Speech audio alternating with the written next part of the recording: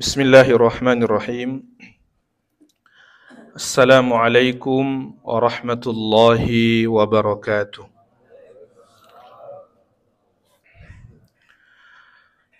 Alhamdulillahilladzi akramana wa faddalana bi siyami syahri Ramadan wa anzala alaina al-Qur'an hudan lin-nasi wa bayyinatin minal huda wal furqan.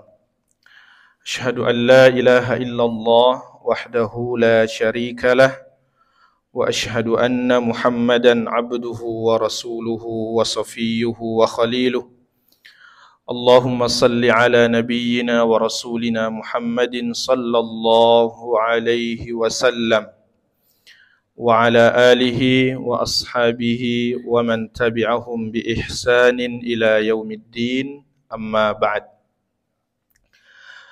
Kaum muslimin jamaah salat subuh yang dirahmati dan dimuliakan oleh Allah Subhanahu wa taala. Mudah-mudahan kita semua yang hadir sudah mendapatkan berkah dari doanya Rasulullah sallallahu alaihi wasallam, di mana beliau pernah berdoa, Allahumma barik li ummati fi bukuriha. Ya Allah, senantiasa berikan keberkahan kepada umatku di waktu paginya. InsyaAllah kita yang hadir melaksanakan sholat subuh di masjid ini sudah mendapatkan bagian dari doanya Rasulullah sallallahu alaihi wasallam tersebut. Kaum muslimin dan muslimat jamaah salat subuh yang dirahmati oleh Allah Subhanahu wa taala. Saat ini kita sudah berada di penghujung bulan suci Ramadan.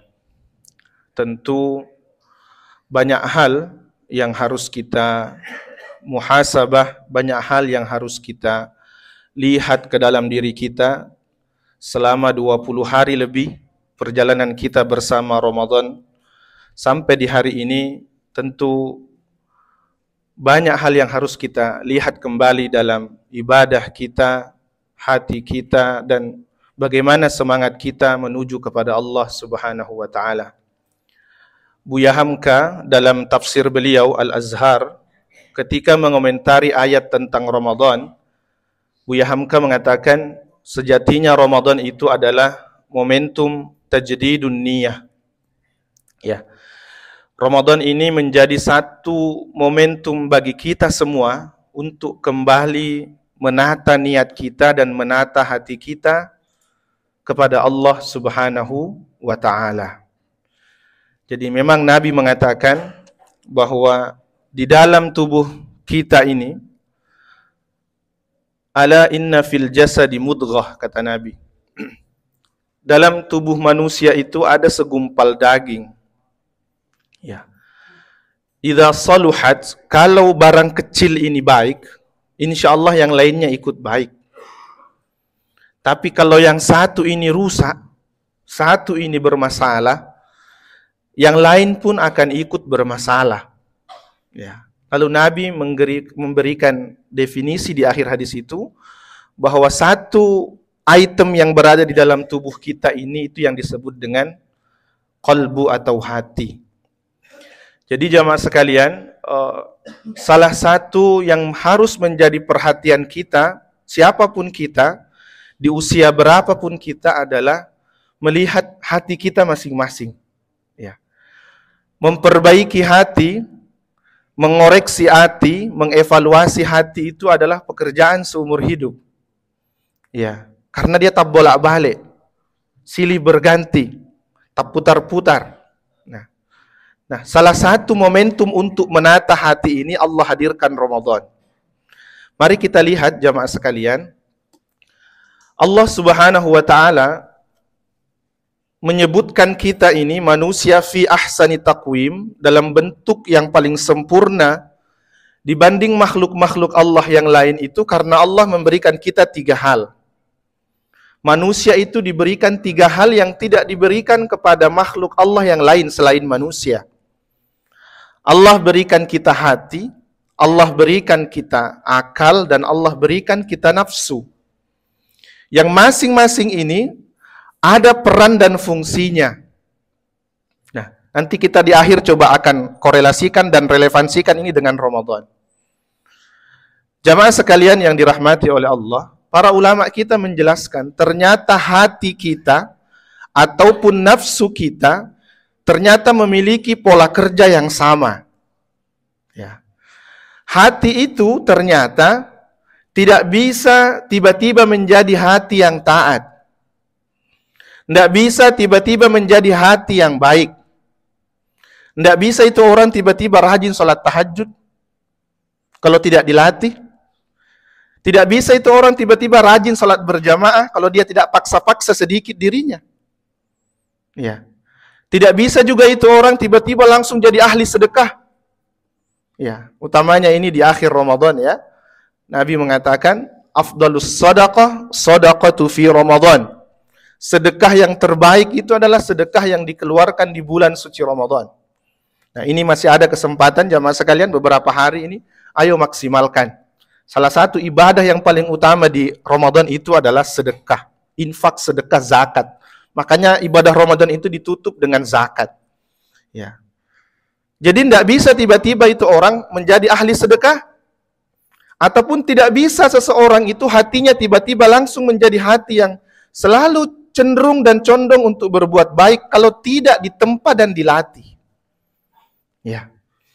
Dan ternyata nafsu kita juga begitu. Nafsu itu tidak bisa tiba-tiba menjadi nafsu yang kuat. Tidak dibisikkan kita oleh syaitan tiba-tiba misalkan, ayo berzina. Enggak. Pelan sekali, mungkin awalnya hanya kenalan, tukar nomor HP, chattingan, setelah itu teleponan. Nanti lama-lama semakin berani dia ketemuan, makan bareng. Nanti baru ke puncak yang terkuat. Jadi nafsu juga tidak bisa langsung tiba-tiba menjadi nafsu yang kuat. Ya, oleh karena itu tergantung seberapa banyak dan siapa yang kita berikan porsi lebih banyak. Nah, para ulama kita mengatakan, idealnya manusia itu hatinya menjadi raja, akalnya menjadi perdana menteri atau menteri. Ya, namanya menteri Pak kan tergantung atasannya. Tergantung rajanya, tergantung presidennya. Itu menteri kalau sudah tidak cocok dengan presiden, pasti direshuffle. Pasti diganti. Nah, idealnya hati itu menjadi raja, akal menjadi menteri, nafsu itu harusnya menjadi prajurit dalam tubuh kita. Nah, yang bahaya jamaah sekalian, kalau nafsunya menjadi raja, akal menjadi menteri, hatinya yang menjadi prajurit. Ya. Prajurit itu kan tidak boleh protes apa kata raja. Kalau dalam dunia militer kan, kalau jenderal bilang tembak, tembak. Prajurit tidak boleh bertanya, kenapa saya harus tembak, komandan? Tidak boleh. Pokoknya kalau jenderal pimpinannya bilang tembak, tembak. Bukan urusanmu, kenapa harus tembak? Nah, begitu prajurit. Jamaah sekalian yang dirahmati dan dimuliakan oleh Allah, kita akan coba masuk ke tadabbur salah satu ayat di dalam Al-Quran yang nanti di mana Allah menggambarkan dua sosok hambanya. Yang satu menjadikan hatinya sebagai raja, yang satu menjadikan nafsunya sebagai raja. Ya, ini diceritakan oleh Allah dalam satu surah yang dinobatkan sebagai Ahsanul Qasas, surah terbaik dalam Al-Quran, yaitu surah Yusuf. Sebelum masuk ke situ, saya ingin bertanya kepada bapak-bapak dulu. Kira-kira Pak, dalam rumah tangga itu, ya, yang berpotensi untuk selingkuh, itu kira-kira suami atau istri, Pak? Bapak-bapak dulu jawab. Ini kalau ibu-ibu yang saya tanya, langsung. Kira-kira yang berpotensi untuk, lebih besar potensinya untuk selingkuh dalam rumah tangga itu, suami atau istri? Suami, Pak. Kalau ibu-ibu saya tanya di belakang, insya Allah jawabannya bapak-bapak. Ya. Idealnya jemaah sekalian yang berpotensi memang untuk punya peluang lebih banyak untuk selingkuh itu laki-laki.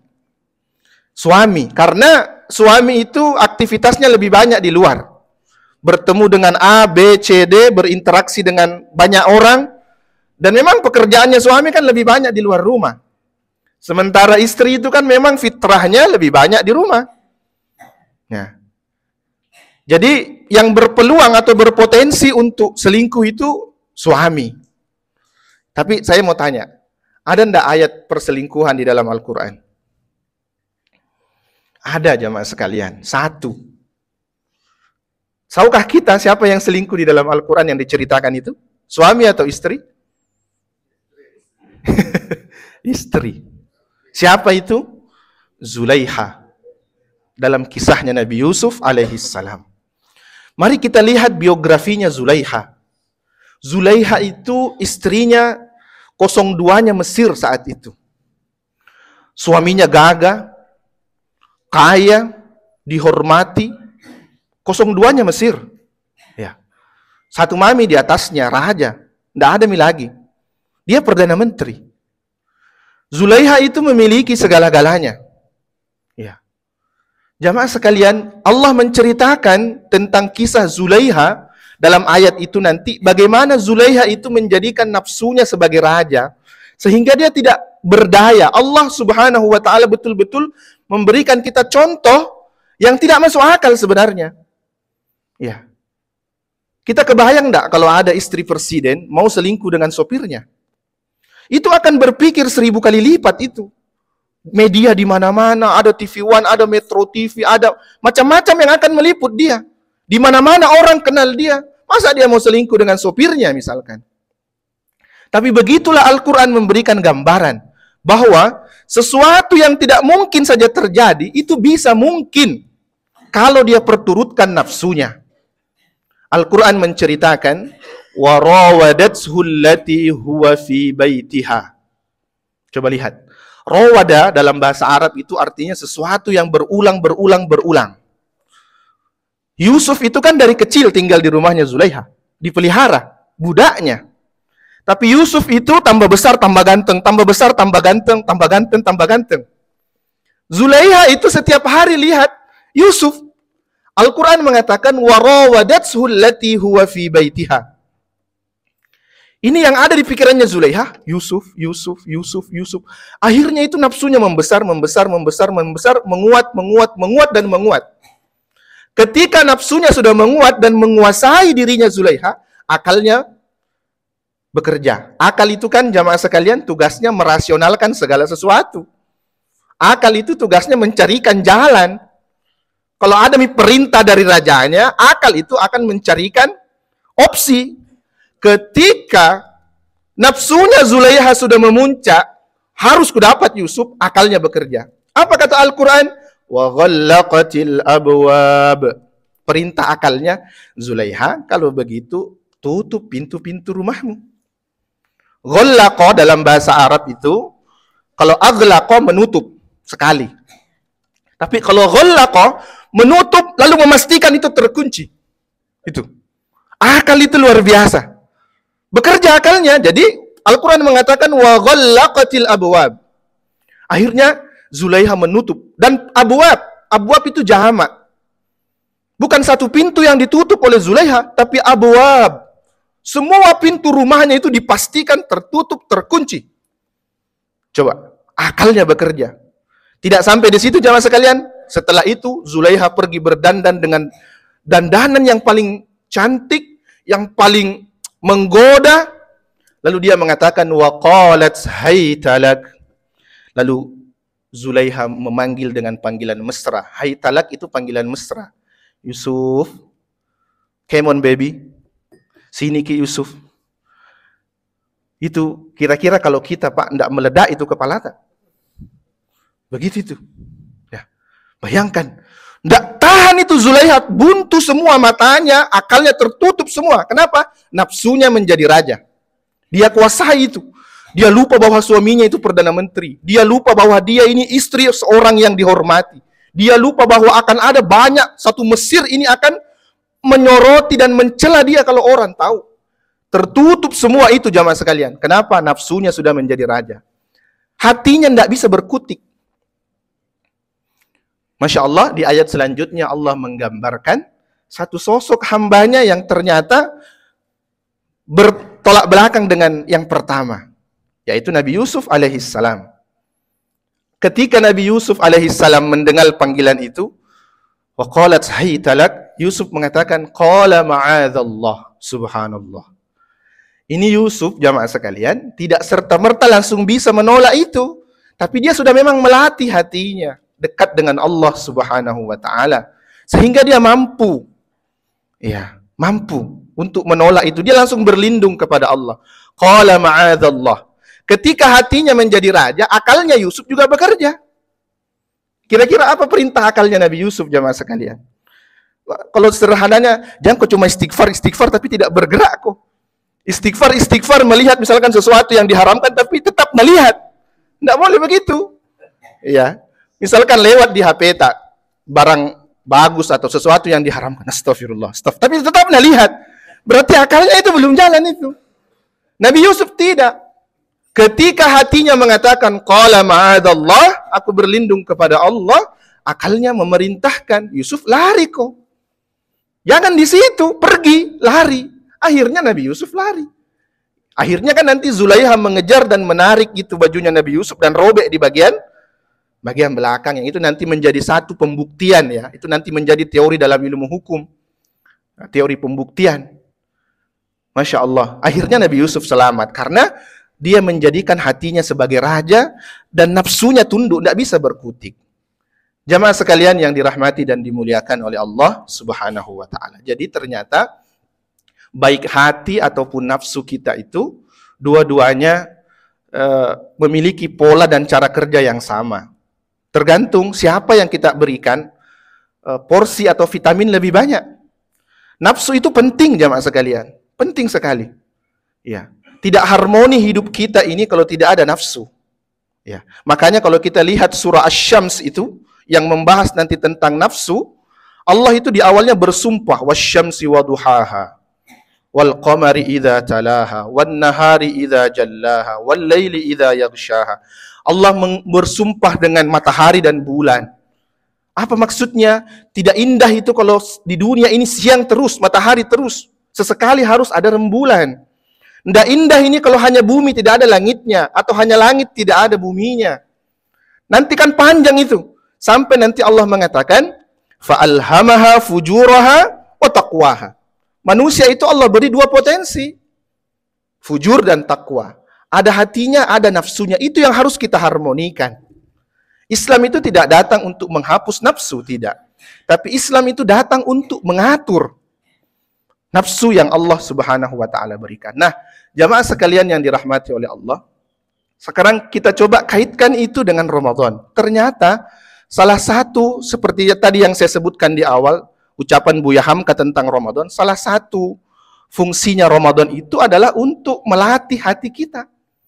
Ya, bayangkan kalau 30 malam kita tidak pernah bolong, tidak sholat lail dan sholat witir.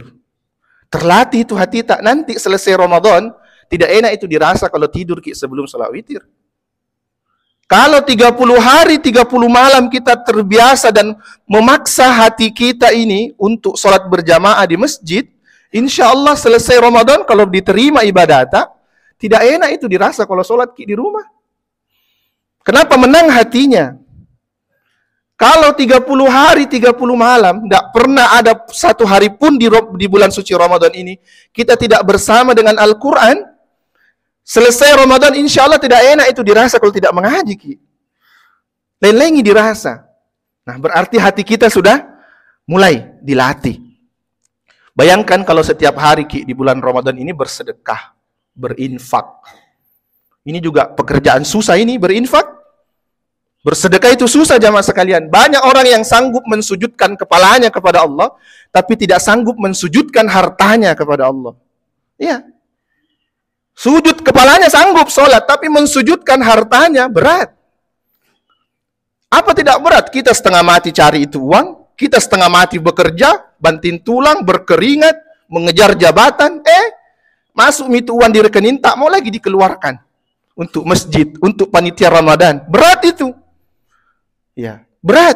Kalau tidak dilatih, tidak bisa. Seperti tadi yang kita sebutkan, bahwa tidak bisa hati kita ini tiba-tiba menjadi hati yang dermawan. Dilatih, Pak. Mau dilatih. Nah, Ramadan inilah madrasahnya. Ramadan inilah Allah hadirkan untuk melatih semua itu. Selesai Ramadan itulah nanti yang Allah sebutkan dalam Al-Baqarah 183, la'allakum tattaqun. Jadi orang bertakwa. Karena kata para ulama sebagian dalam kitab tafsir, la'alla itu kalau manusia yang ucapkan maka dia bentuknya harapan. Tapi kalau Allah dan Rasul yang mengucapkan la'allakum itu artinya pasti. Artinya kalau kita ini berpuasa di bulan suci Ramadan, ikuti prosedur sunnahnya Rasulullah sallallahu alaihi wasallam sesuai dengan petunjuk Al-Qur'an, selesai Ramadan pasti bertakwa. Pasti bertakwa. Nah, nanti tahun depan ketemu Ramadan lagi, bertambah lagi takwanya. Tahun depan bertemu lagi Ramadan, tambah kuat lagi hatinya. Itulah nanti di akhir Ramadan, walitukabbirullaha ala ma hadakum. Ya, orang yang berhasil selesai di bulan Ramadan itu akan bertakbir dia. Diperintahkan untuk bertakbir. Siapa yang disuruh bertakbir? Yang disuruh bertakbir itu adalah orang-orang yang berhasil menjadikan hatinya sebagai raja di bulan suci Ramadan. Orang yang berhasil menjadikan nafsunya sebagai prajurit di bulan suci Ramadan. Bukan main ini, 1 bulan. Kita puasa menahan ini pandangan dari hal-hal yang diharamkan. Selesai Ramadan, insya Allah kalau berhasil, tidak enak itu, tidak mau lihat yang diharamkan. Kenapa ini tidak halal bagi saya? Tidak mau makan yang bukan hak tak. Tidak mau pergi oplos Pertamax. Korupsi 391 triliun, tidak mau. Menolak itu hatinya. Pergi menipu atau apapun bentuknya. Itulah nanti yang diinginkan oleh Allah, bahwa puasa itu endingnya adalah la'allakum tattaqun. Kalian menjadi orang yang bertakwa. Siapa orang bertakwa? Orang bertakwa itu adalah orang yang memenangkan hatinya. Inilah pertempuran kita seumur hidup, jamaah sekalian. Pertempuran antara hati dan nafsu itu adalah pertempuran seumur hidup. Makanya Nabi ketika pulang dari perang Badar yang sangat dahsyat itu, beliau mengatakan, raja'na minal jihadil asghar ilal jihadil akbar. Kita sekarang pulang dari perang yang kecil menuju perang yang jauh lebih besar. Ya, makanya semua sahabat keheranan, adakah perang yang lebih besar dari ini ya Rasulullah? Nabi mengatakan jihadun nafs. Perang yang lebih besar dari perang Badar itu adalah memerangi hawa nafsu kita. Nah, jamaah sekalian, mudah-mudahan Ramadan tahun ini kita lebih mengevaluasi hati kita. Bagaimana sebenarnya hatiku ini? Karena Al-Quran mengatakan nanti yang selamat di hari kiamat itu adalah orang-orang yang datang menghadap kepada Allah Subhanahu wa taala, illa man atallaha biqalbin salim, dengan membawa hati yang selamat. Ya. Yang tidak selamat hatinya celakai. Makanya Nabi tadi di awal saya sebutkan hadisnya, dalam tubuh kita ini ada segumpal daging. Kalau ini baik, baik ki. Apa itu? Hati kita. Kalau ini rusak, rusak ki. Apa itu? Hati kita. Oleh karena itu, sebagai kesimpulan ceramah subuh kita pada hari ini, mari jadikan Ramadan, sisa-sisa Ramadan ini sebagai momentum untuk kembali melihat hati kita dan kembali coba terus paksa, dilatih Pak memang hati ini untuk rajin sholat subuh, rajin bersedekah, rajin berpuasa, dilatih ini hati untuk tidak mau melihat yang diharamkan, memakan yang diharamkan, dan seterusnya. Mudah-mudahan selesai Ramadan tahun ini kita lebih menjadi hamba yang bertakwa kepada Allah Subhanahu wa taala dan betul-betul memenangkan hati kita. Ya, seumur hidup inilah yang diharapkan oleh agama, kita memenangkan hati dibanding nafsu kita yang Allah Subhanahu wa taala titipkan di dalam diri kita masing-masing. Saya kira demikian jamaah sekalian, mudah-mudahan ada manfaatnya. Billahi fi sabilil haq fastabiqul khairat. Assalamualaikum warahmatullahi wabarakatuh.